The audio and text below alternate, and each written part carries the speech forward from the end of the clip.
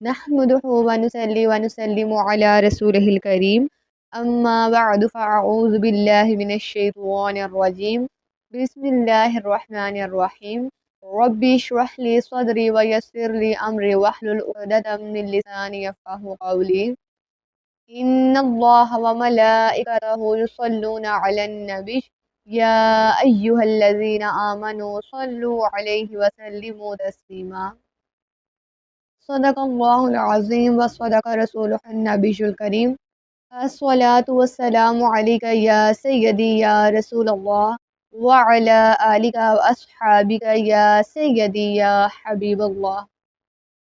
السلام علیکم ورحمۃ اللہ وبرکاتہ۔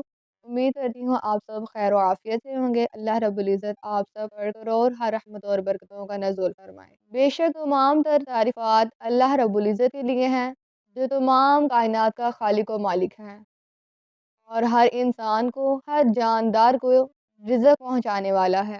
اللہ رب العزت شکر کرنے کی توفیق عطا فرمائے، آمین۔ محترم ناظرین، جیسا کہ آپ سب جانتے ہیں کہ ہمارا کھانے کے آداب کے متعلق موضوع چل رہا ہے، تو آج پھر آپ کے سامنے کھانے کے متعلق کچھ احادیث مبارکہ لے کر حاضر ہوئی ہوں۔ کھانا ہمیشہ دائیں ہاتھ سے کھانا چاہیے، بائیں ہاتھ سے کھانا شیطان کا طریقہ ہے۔ اسی حوالے سے آپ کے سامنے ایک حدیث مبارکہ پیش کرتی ہوں۔ صحیح مسلم میں ابن عمر رضی اللہ تعالیٰ عنہما سے مروی ہے کہ رسول کریم صلی اللہ علیہ وآلہ وسلم نے فرمایا، کوئی شخص نہ بائیں ہاتھ سے کھانا کھائے نہ پانی پیے کہ بائیں ہاتھ سے کھانا شیطان کا طریقہ ہے۔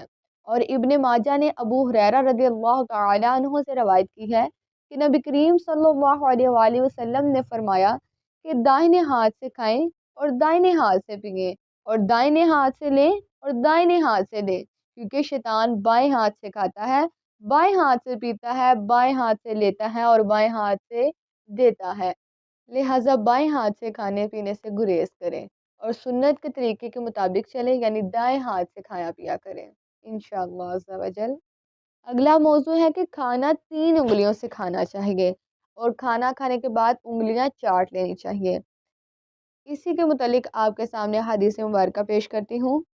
حضرت ابو ہریرہ رضی اللہ تعالیٰ عنہ سے مروی ہے، فرماتے ہیں کہ رسول کریم صلی اللہ علیہ وآلہ وسلم نے فرمایا، 3 انگلیوں سے کھانا کھانا انبیاء علیہم السلام کا طریقہ ہے۔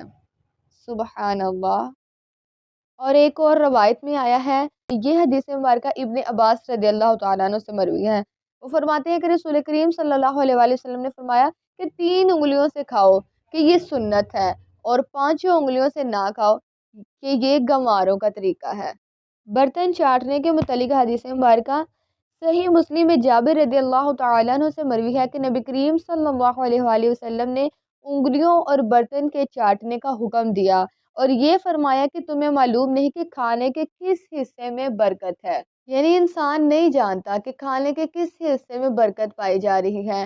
ایسا بھی ہو سکتا ہے کہ ہم نے پوری روٹی کھائی ہے اور ایک لقمہ چھوڑ دیا ہے اور وہی ایک لقمہ برکت والا ہو۔ اسی لیے تو کہتے ہیں کہ جب کھانا کھائے تو لاسٹ پہ ایک لقمہ جو ہے وہ نہیں بچانا چاہیے، یعنی جتنی آپ کو طلب ہے، اگر آپ نے آدھی روٹی کھانی ہے تو آپ آدھی ہی لے کے بیٹھیں، اگر آپ نے پوری کھانی ہے تو پوری لے کے بیٹھیں اور اس کو پھر پورا کھائیں، بچائیں نہ۔ جو بچا ہوا کھانا ہے ہو سکتا ہے اس میں برکت ہو اور وہ پھر شیطان لے اڑے۔